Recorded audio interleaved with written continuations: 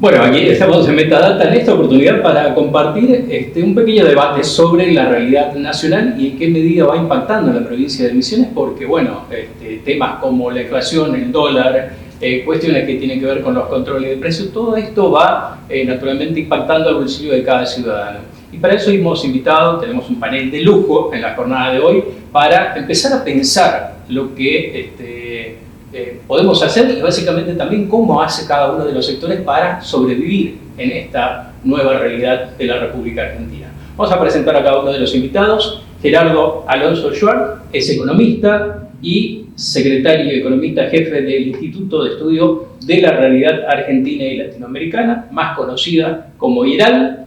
Lo tenemos al ingeniero Gerardo Obispo, es integrante del Movimiento Industrial Misionero.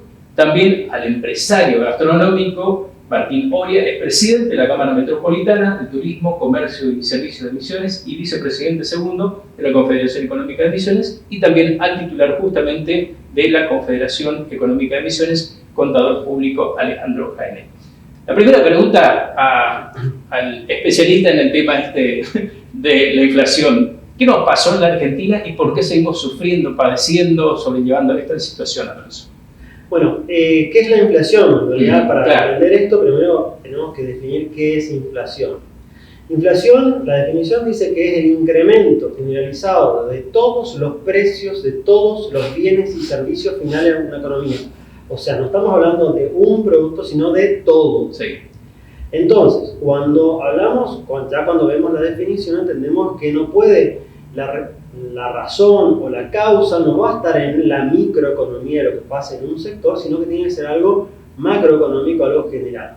En ese sentido, claramente la causa de la inflación en el largo plazo en la Argentina no hay ningún lugar a dudas que es monetaria, o sea, es la emisión monetaria, que se genera para financiar el déficit público principalmente nacional, pero más allá de eso, claramente es la emisión monetaria. De hecho, si vemos que actualmente la inflación en los últimos 12 meses nos da 52%, la emisión monetaria fue del 51,5%, perfectamente en línea. Después, además de eso, le sumamos desequilibrios sectoriales que afectan en mayor o menor medida a algunos sectores y a otros. Por ejemplo, el caso de qué es lo que pasa con la regulación de precios de combustible, los servicios públicos que también tienen precios regulados y demás, y que están muy retrasados. En ese sentido, por ejemplo, es interesante mencionar de que los servicios públicos a nivel nacional se incrementaron los precios de estos servicios regulados, se incrementaron solamente un 17% cuando la inflación para todos los demás productos fue del 52%. Entonces ahí entendemos que el momento que se actualice esto, y en algún momento se va a tener que actualizar, esto va a generar una presión inflacionaria por incremento de costo de empresas, también en un salto en esos meses. Claro. Pero eso es una situación particular que afecta en el corto y mediano plazo, pero en el largo plazo claramente la inflación tiene un origen de emisión monetaria o de la emisión. La Confederación Económica de Misiones nuclea justamente a diversas asociaciones y este es un tema, me imagino que lo van analizando a ver cómo van encarando día a día, semana a semana, ¿no? Sí, bueno, a ver, todos los días nos encontramos con un problema nuevo, si no es los cupos de combustible con el precio más caro del país, la falta de cubiertas, en el caso del transporte público de pasajeros o de cargas, la falta de aprovisionamiento en tiempo y forma, porque también muchas veces las fábricas priorizan los lugares de mayor consumo y distribución más cercanos, y en definitiva, a ver, la SEM aglutina a todos los sectores económicos de la provincia de Misiones, así que problemas, más allá de otros problemas concurrentes que también coadyuvan para que todo tenga otro cariz y a veces incrementa el mal humor, como por ejemplo los permanentes cortes de ruta sin sentido, muchas veces sin avisar, que todo implica aumento de costos, muchas veces no poder cumplir con las entregas y fundamentalmente el mal humor que genera en los empleados que manejan los colectivos, los camiones, y los empresarios, que todo eso va a costos, porque lo que me decía el otro día un un industrial del interior. Antes sacábamos el camión y en un día hacíamos toda la gira. Ahora hasta 3 días nos demora. Sí. Eso implica más comida, más viáticos, más horas extras, más... Y la verdad que uno no da para susto porque a veces uno dice, bueno, está la calma chicha. No, pero el problema o los problemas viven muchas veces de forma subyacente y lo tenemos a diario. Gripo, bueno, se planteaba el tema de la inflación, va asociado también al tema del dólar que va fluctuando y ustedes han tenido un problema grave, digamos, en la industria y lo siguen teniendo desde conseguir gomas, por ejemplo, combustible, ahora que se habla si va a haber o no abastecimiento y algunos insumos importados que sigue siendo un problema grave, ¿no? Sí, claro.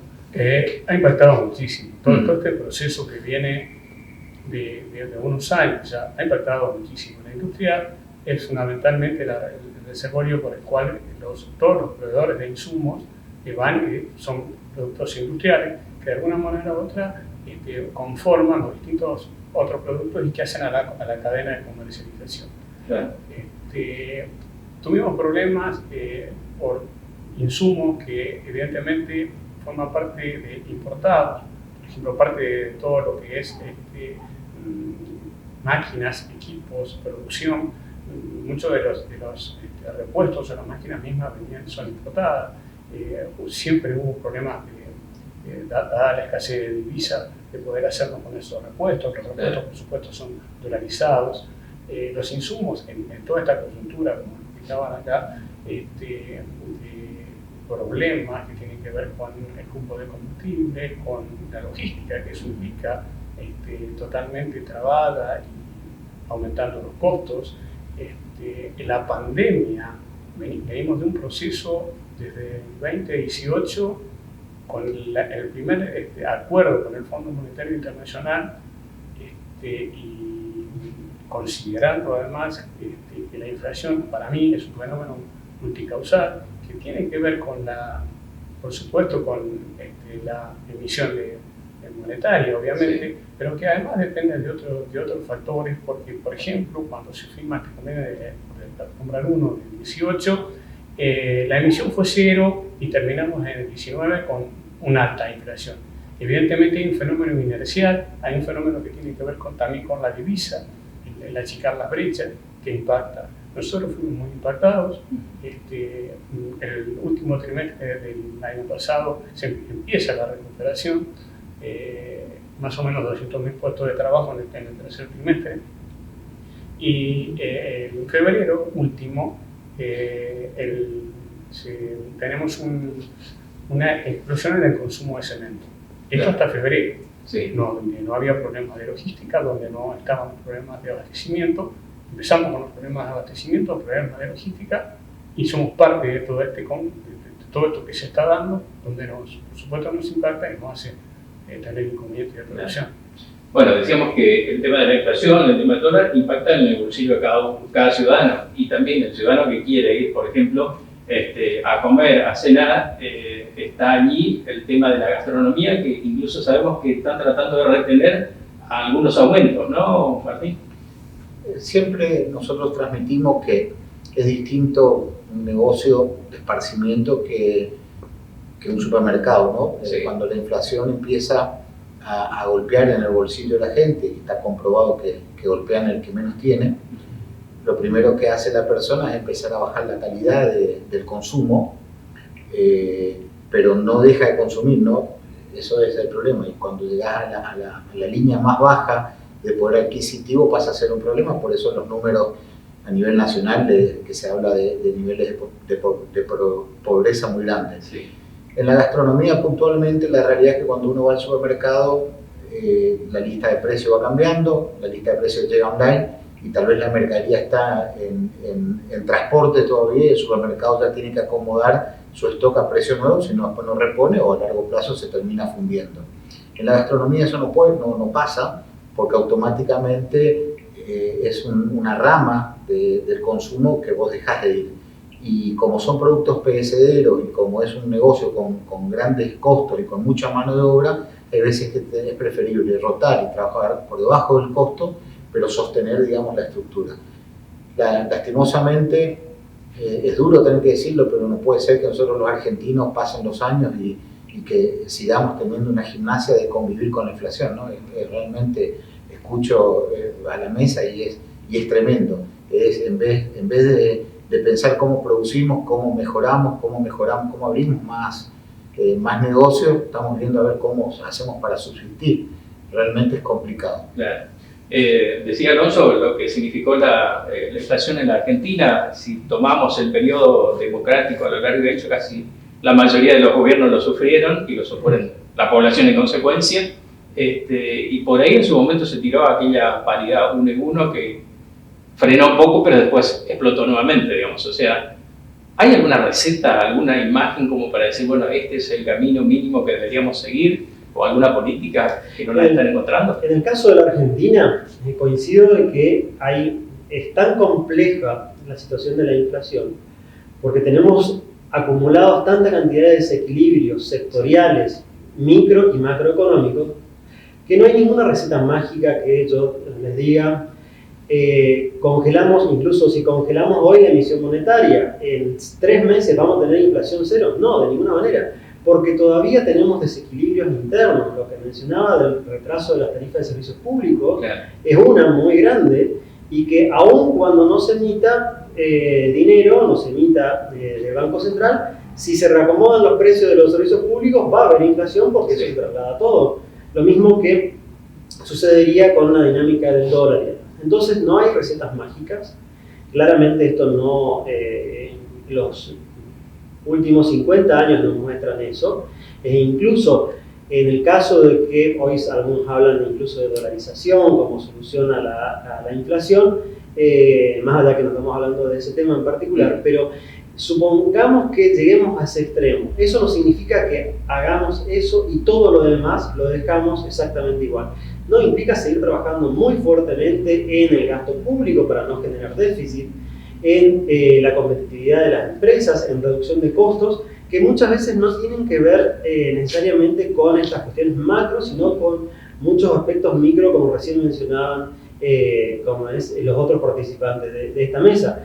El caso de la logística, de cómo un corte de ruta te puede retrasar en 2, 3, 4, 5 días, o el no tener disponible otros medios de transporte más que el camión desde la provincia de Misiones, también te afecta los costos que tienen que enfrentar todos los empresarios y por lo tanto se derrama en toda la economía. Entonces, recetas mágicas no hay.